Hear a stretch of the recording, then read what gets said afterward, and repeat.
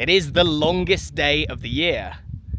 My task, very simply, is to walk across the width of Lancashire before the sun sets. That's from here, the border with Yorkshire, all the way to Blackpool. It's a distance of about 52 miles. I don't know if I've really psyched myself up for the distance.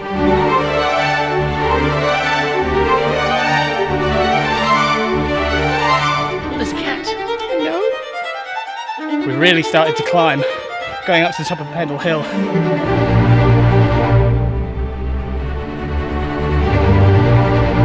Oh my god, this is unbelievably steep. Can I drink that?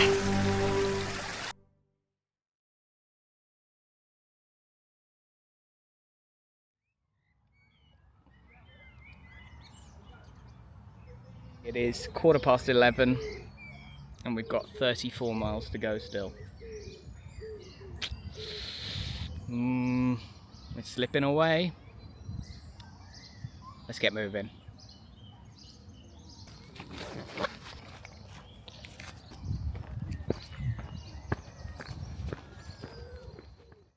Our journey resumes in the historic central Lancashire town of Clitheroe. Since setting off from the Yorkshire border at sunrise, so far I had walked just under 20 miles across the width of Lancashire, enjoying the spectacle of some of the county's most beautiful countryside as the sun shone brightly above me.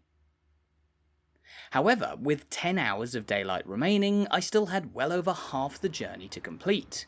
My destination of the bright lights of Blackpool on the coast still a long way away. And as I left Clitheroe to embark on the rest of my walk, things didn't get off to the best of starts.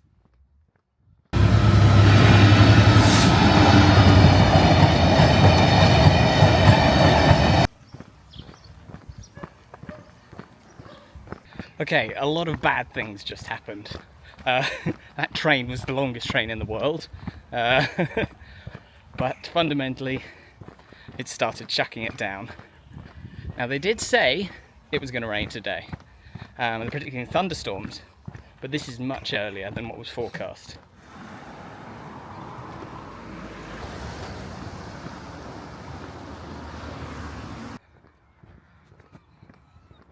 The rain is very stop-start.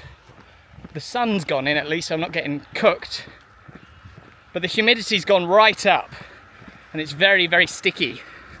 The weather is going to play a part in this, as well as my growing sort of fatigue. I'm doing okay at the moment though. We've just gone past 11:36, 7 and a bit hours on the go now. We've got just under 10 hours to go until sunset in Blackpool. Yes, with all that time still to go, I was hoping the rain and the humidity were only temporary hurdles. But in a farm just a short distance outside of Clitheroe, I encountered yet another, more worrisome obstacle. More cows, one of which is right on the path.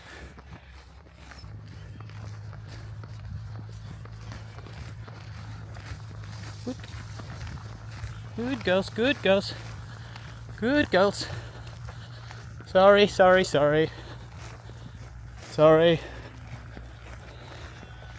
Well, that went okay.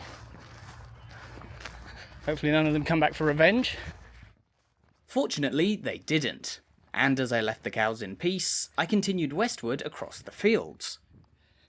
With the exception of the soaring humidity, this section of the walk was really rather pleasant, as I encountered a majestic old hall and another fetching pack horse bridge along the way. But soon enough, as I entered the southern reaches of the sprawling Forest of Bowland, which covers much of central Lancashire, the pleasant countryside footpaths began to turn against me.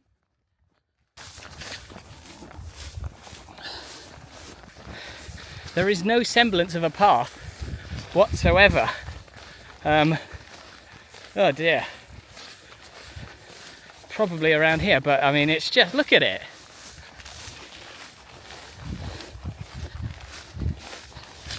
I mean, this takes the cake. I have no idea what I'm meant to do. There's no evidence of a path ever having existed. Look, I mean, if you look at my phone, we're on the path, and it's just... Oh, hang on. Anyway, there's a gate here, which... Well, that's also been sort of made shut, so I have to climb over it. Climbing over the gate, little did I know that this was just the beginning of an infuriating stretch of totally isolated farmland and brutally overgrown footpaths. Footpaths that in this hot, sticky summer weather would push me to the limits of frustration. I've decided to sit down on a stile, which I nearly tripped over, because everything's just going wrong at the moment. We're making zero progress at a part of the walk where we do need to be making progress. It's not that hilly, but I just keep getting slightly lost and having to correct. I can never find the gates, and again, there's no semblance of a path ever having been here. It's so frustrating. Just not being able to, you know what I mean.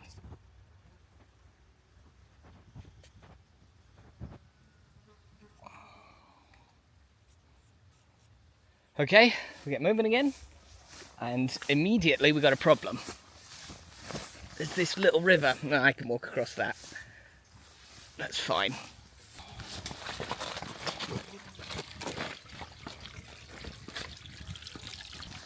Right. Right, now where does the path go? Is this it? Just got to climb out of this wood.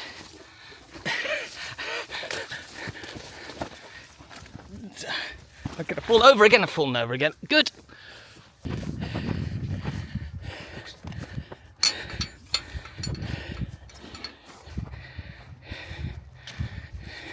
And so apparently we're now on the path. I mean,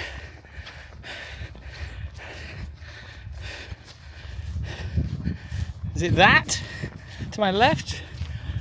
I don't get it.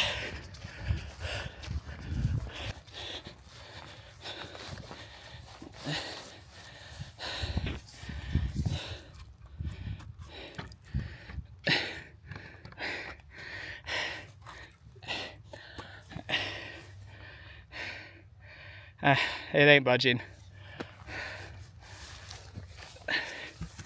Climb.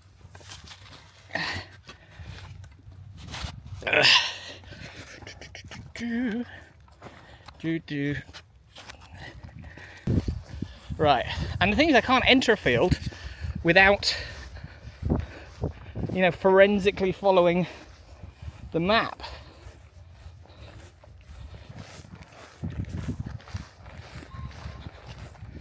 This condensed edit doesn't quite show just how long this run of overgrown, invisible paths went on. But by this point, my average walking pace had slowed to around 2 miles an hour. And with so much distance left to go, I was losing a huge amount of time, compared to my target average of 3 miles an hour. Couple that with the fact that simply staring at my phone screen to decipher where the public footpath is meant to be, and this stretch turned out to be the absolute antithesis of what I enjoy about walking. Honestly, I think we've done about 2 miles in the last hour. I'm not really checking because I'm focusing on other things. That's not bleeding, is it? No. So, yeah, progress is awful. Mood is awful. Weather is awful. What's the point?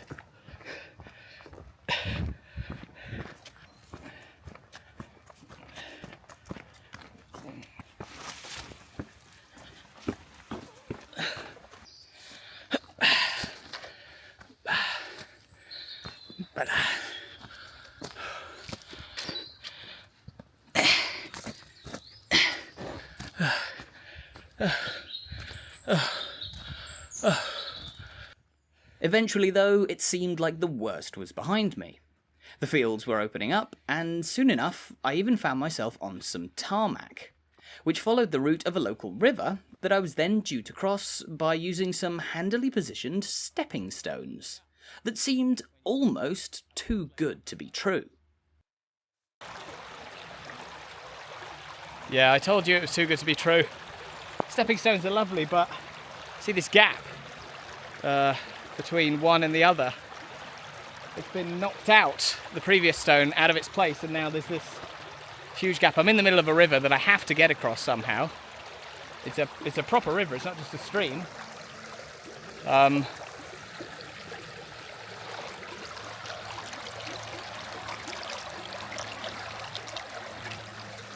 I mean, this is just going to go so badly, but I have to do it. There's no other way. There's no bridge. So I'm going to put my foot down on that rock in the middle. These are very waterproof shoes, but they're not slip-proof. And everything is quite slippy and, oh, a bit of cramp.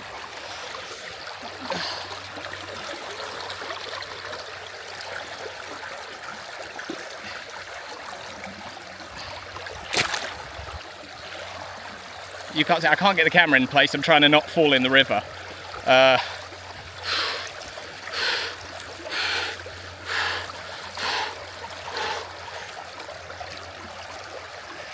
do I do this? Jump? I've got to jump.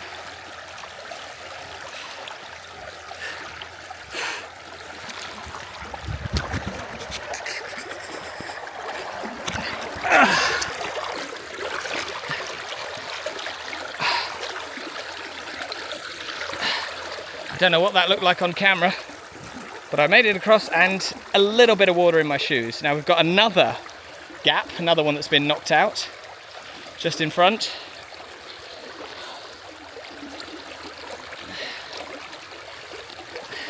But it's not quite as large, but this stone is awkwardly positioned.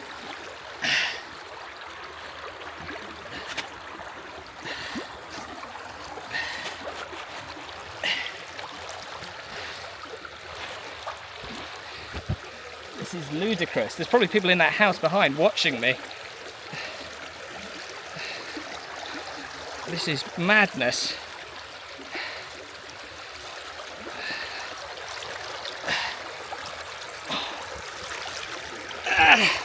Yes! Oh my god. I did it. I did it. I did it. I conquered them. Oh my god. I thought that was a beautiful, beautiful crossing, but oh, there's always trials and tribulations wherever you go today. And how the hell do I get out of here? Okay, there's a stile, good.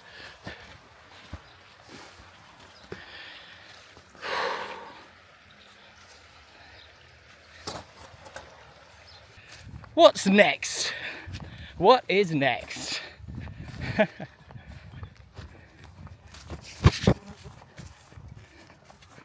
Next up was a very welcome change of surface. Roughly 2 miles of much simpler road walking that would lead me from the stepping stones of the River Hodder towards the rural village of Chipping.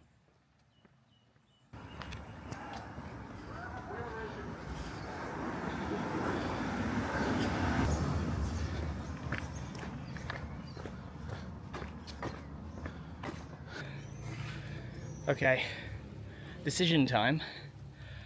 The map wants me to go up there to the left, which is going to then take me through some farms again. But if I continue on this road down here, I can have a tarmac road for quite a while longer as well. It's less interesting, but it's good progress. I'm thinking about it and I'm leaning towards the road, because that went really well the last few miles. So I'm going to do that.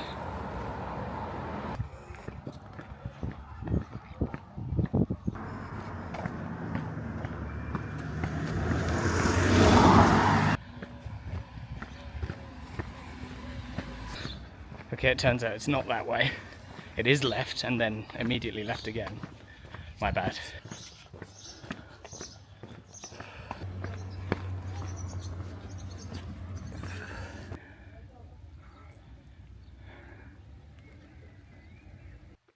Now going the right way, I stuck firmly to the country roads, desperate to avoid yet more overgrown footpaths across the farms.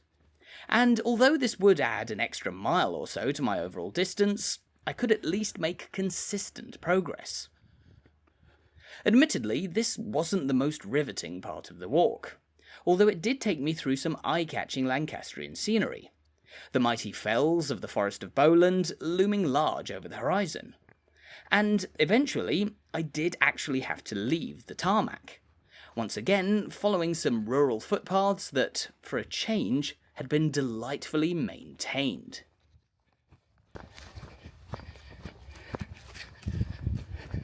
Well, I don't want to jinx it, which I probably will, but we've been really, really lucky these last few fields, and it makes a world of difference.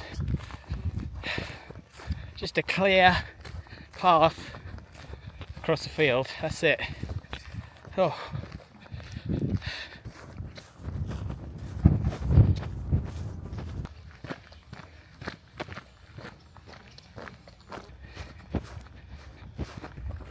Spectacular run of fields we've had, and we're nearly coming towards the end of them before a long road walk towards the M6. So it feels good at the minute. Still 20 miles to go. I think we're starting to fall behind schedule even as we make good progress, but feeling much better. Yes, the terrain had really started to improve, but there was still 20 miles to walk until I'd reached Blackpool. And with the time now having ticked towards 4 o'clock in the afternoon, there were less than 6 hours left before sunset at 9:47 p.m. This meant the average speed that I needed to win the race had crept up from the more manageable 3 miles an hour when I started the walk to around 3.5 miles an hour. Still doable, but a lot more effort, having already been walking for nearly 12 hours straight. Victory then laid in the balance. But having had a golden run of fields, things seemed to only get better as I entered the final third of my walk across Lancashire, heading towards the coastal region of Fylde, where I'd encounter far less elevation and far more urban areas with sweet, predictable tarmac.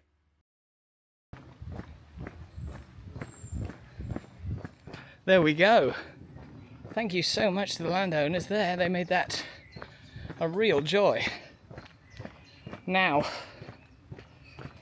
we're heading onto the roads again, which is good. That should be good. Where's the road?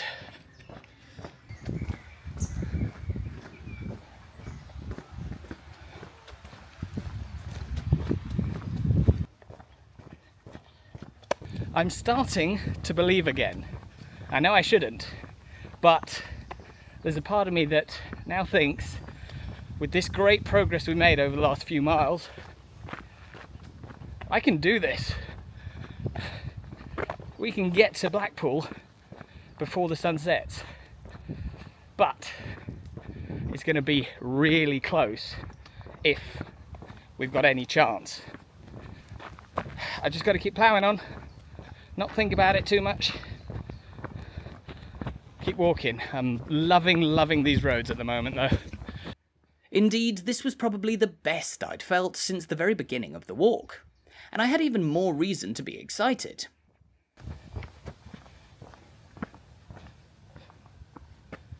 Because a major milestone was coming up on my map, the M6 motorway.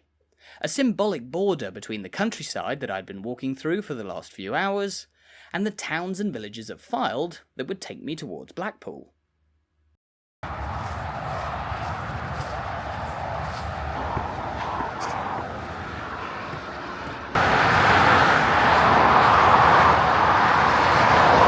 That is the M6, Britain's longest motorway. I really like walking over motorways for some reason, so I wanted to get here. Quite a milestone.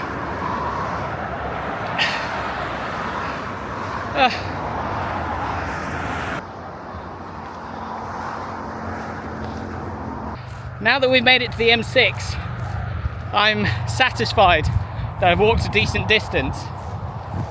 We've still got a while to go till Blackpool, but if there was going to be a point after which I wouldn't mind sort of calling it quits, it was this. As I said, I'd been looking forward to crossing the M6 since the very beginning, but perhaps this was a milestone that I'd built up a little too much in my head. Right after passing under the railway line, and then over a stretch of the Lancaster Canal, I suddenly hit a wall of fatigue out of absolutely nowhere. There's no other way to describe it, but just on the outskirts of the village of Clitheroe, I began to feel an overwhelming urge to fall asleep. I'd been walking for almost 14 hours since setting off from the Yorkshire border now, but that wasn't the whole story. Even with my refill stop at the shop in Clitheroe, I'd eaten almost nothing throughout the day, my focus much more on staying hydrated. And of course, I had actually been awake for more than 30 hours at this point, having not managed to sleep in the hotel in Bradford the previous night, and having actually been for a day out at the beach in Sussex on England's south coast the day before. Even with a brief sit-down on a stile, all of this simply meant that I was just out of energy. Once again, I'd overcooked things, and now I had to reckon with the reality that walking the remaining 15 miles to Blackpool, at a sustained pace of 3.5 miles an hour, was surely an impossibility.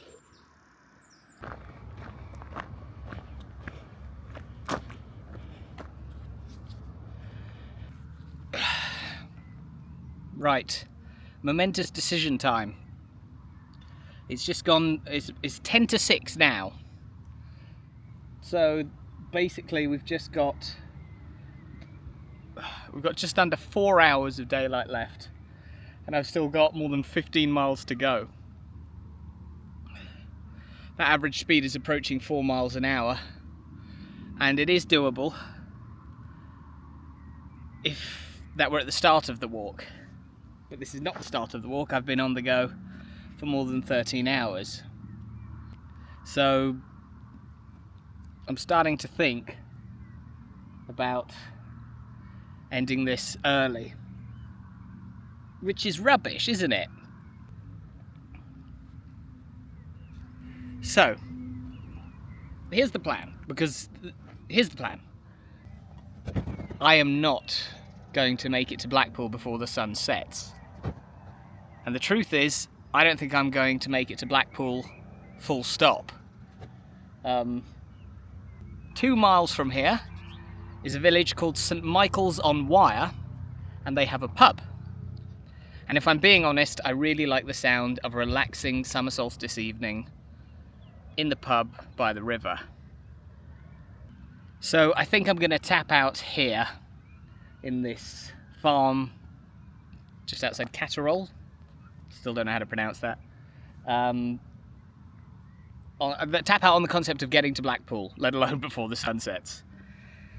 It's too much. 52 miles in one day, too much for me. Maybe one day. But I would still like to make this, because I got up early for it, I would still like to make this the day that I do my longest walk that I've ever done. My record is 37 miles, and this can be longer. If we get to St Michael's on Wyre, it should be approaching 40, maybe over 40. I'm not 100% sure. So that'll be a little achievement for me. I am quite disappointed in myself. I really thought I could do this not too long ago.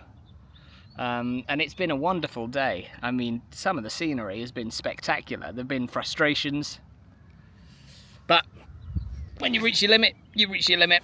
And I think we have a theme now on this channel, don't we? That I haven't got a clue what I'm doing. Oh dear. This pity party beside a cow trough in a Lancashire field went on for quite a while. But the upshot was that, once again, I'd failed. I was really disappointed in myself to be finishing almost 15 miles before the end, and 4 hours before sunset. But I simply couldn't walk any further, and was still struggling to stay awake. So the new end goal was the nearby village of St Michael's-on-Wyre, which I headed toward along yet more frustratingly overgrown paths beside the River Wyre, and then, unpleasantly, the grassy verge of an A road towards the village centre. Looking back, there was absolutely no way that I could have kept up any reasonable pace heading towards Blackpool. And although I would have loved to have completed the whole route, even if it had been a nighttime approach towards the coastline, it was just too much for me. Still, in hindsight, I could look back on a spectacular day. I'd walked more than 2/3 of the width of Lancashire, one of England's most famous and most beautiful counties, having begun in exceptional surroundings atop the moors early in the morning, having climbed to the top of one of the county's most iconic peaks, having visited an array of enchanting villages and towns along the way, and of course, having encountered all manner of obstacles. The mission was fundamentally a failure, but a memorable one. And as I made my way into the Grapes pub in St Michael's-on-Wyre, absolutely bathed in sweat, I sat down to enjoy some refreshment and nourishment before finally catching a taxi that would take me to my final destination.